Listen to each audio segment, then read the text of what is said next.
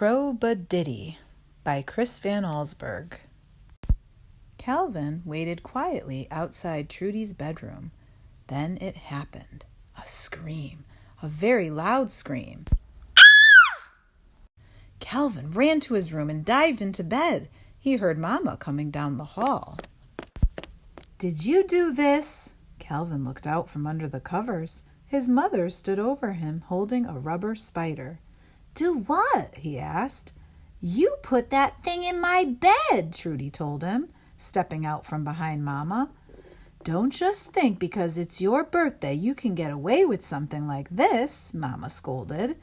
"You do want your present, don't you?"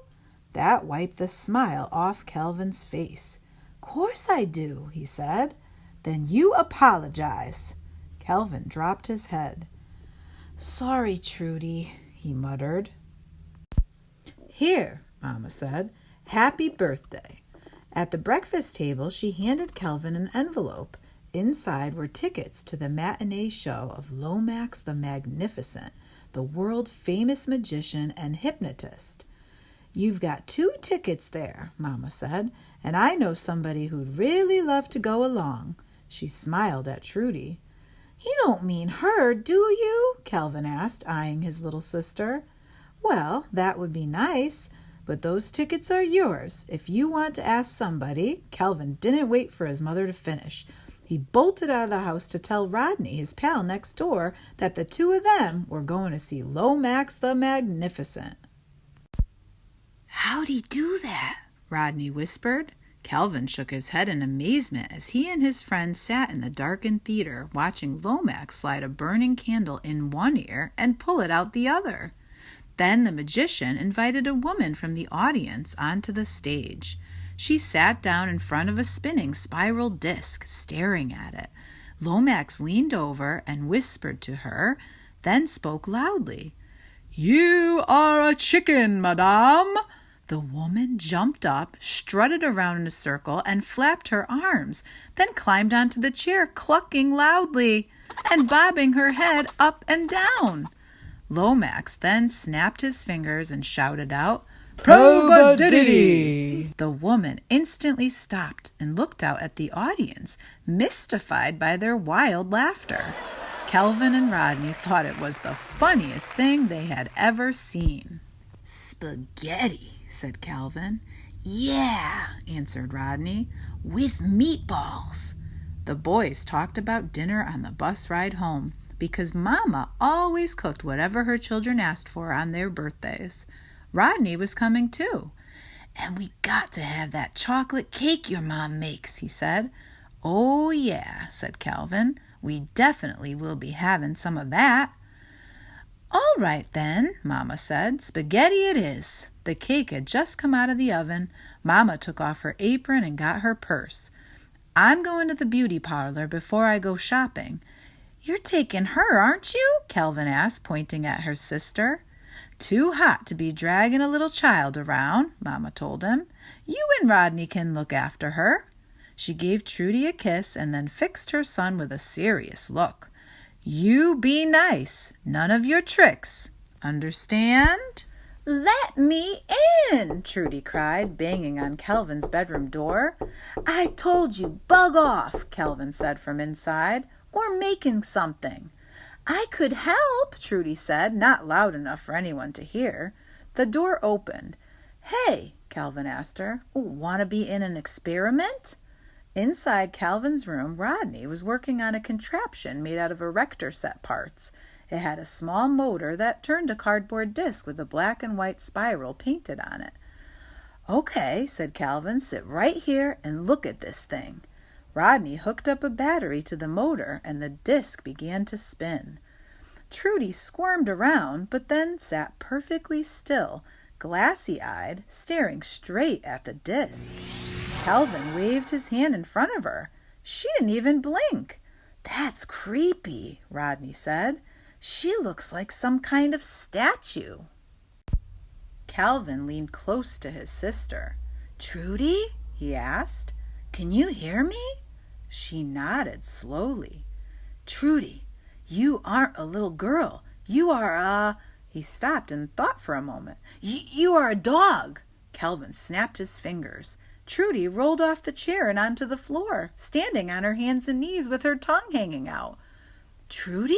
Calvin asked. His sister looked at him and barked. Cripes, shouted Rodney. It worked! Let's take her outside, Calvin said. Come on, girl. He patted his leg. Trudy followed the boys to the top of the stairs, then stopped and made a whining noise.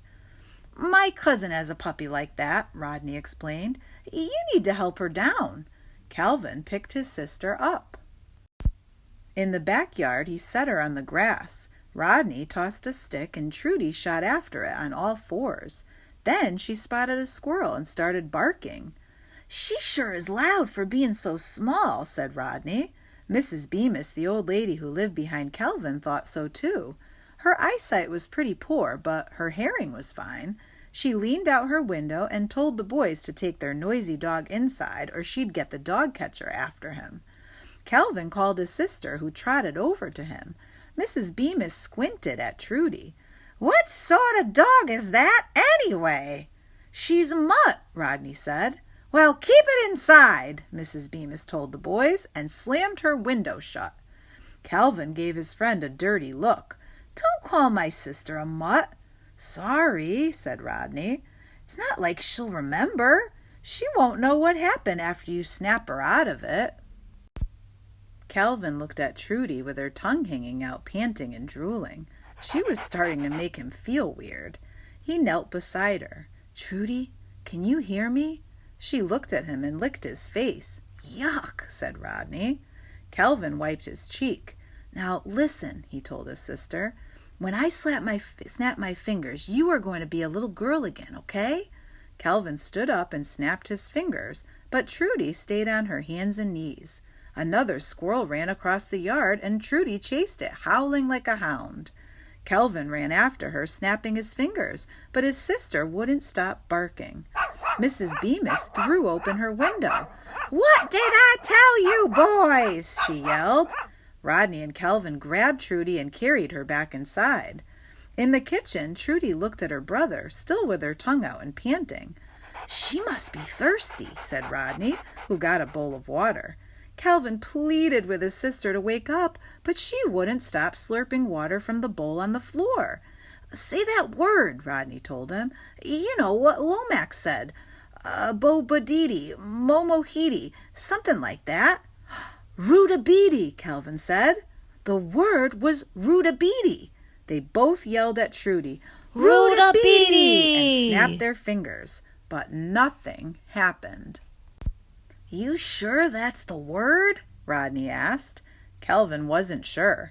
What he did know for certain was that he was going to be in big trouble when Mama came home and saw Trudy trying to scratch her ear with her foot and barking at squirrels. I've got an idea, Rodney said.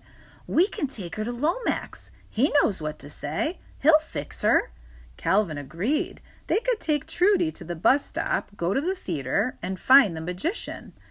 Hey, Trudy, Calvin said, want to go for a walk? She looked up, trotted to the back door, and started scratching it, then let out a howl. You know, said Rodney, you can't take dogs on the bus. She's not a dog, Calvin answered.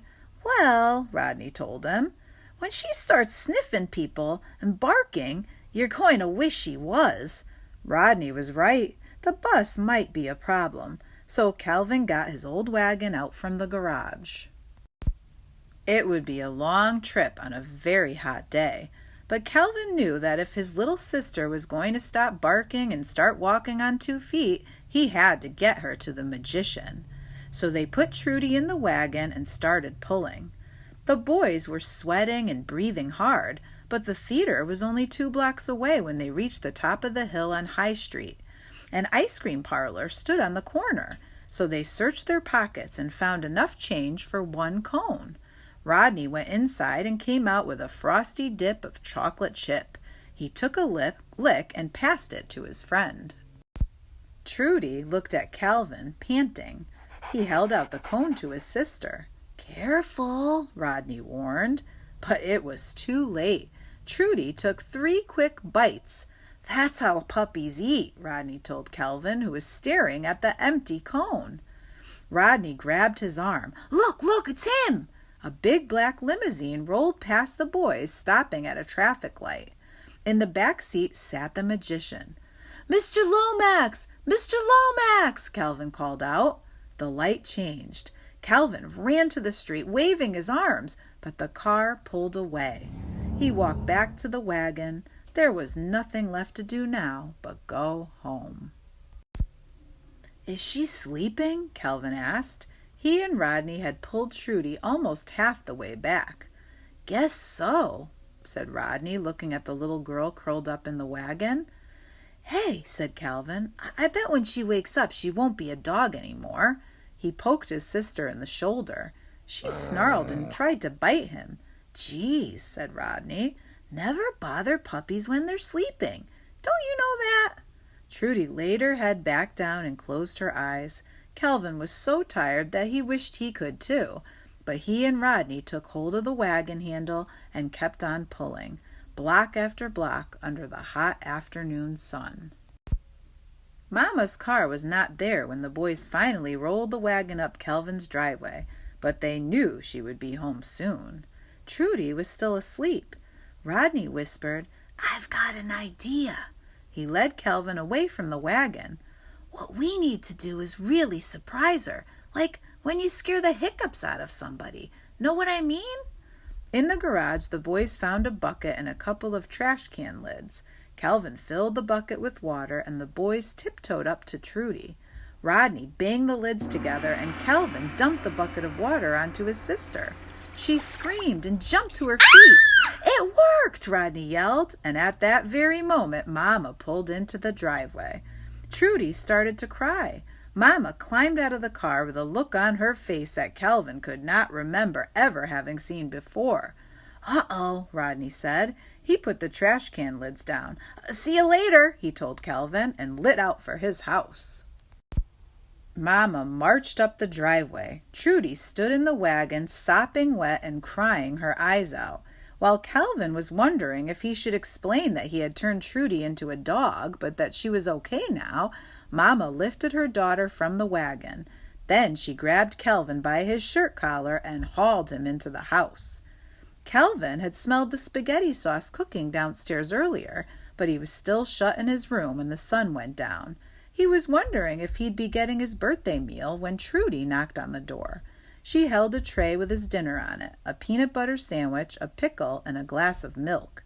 She set the tray on Calvin's desk next to the contraption with the spiral disc. What's that for? She asked. For hypnotizing. I used it on you, he told her.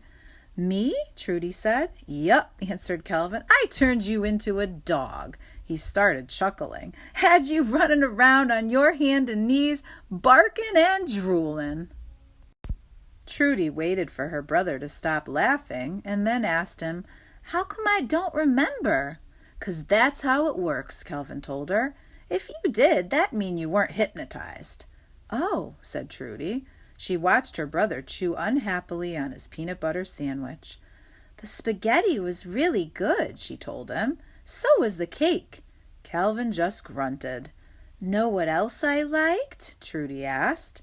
That ice cream I had this afternoon. Chocolate chips, my favorite. And that's the end of Probuditi. Thanks for listening.